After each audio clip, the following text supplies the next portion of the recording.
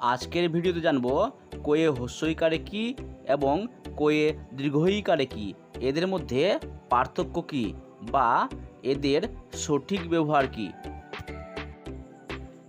কোয়ে হ্রস্বইকারে কি এবং কোয়ে দীর্ঘইকারে কি, এই দুটো শব্দ আমরা বিভিন্ন প্রশ্ন তৈরি করতে ব্যবহার করি।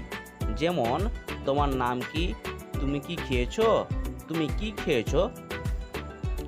যেসব প্রশ্নের উত্তর হ্যাঁ বা না হবে সেই প্রশ্নের ক্ষেত্রে আমরা কোয়ে হ্রস্বইকার শব্দটি ব্যবহার করব। যেমন, তুমি কি মালদা যাবে।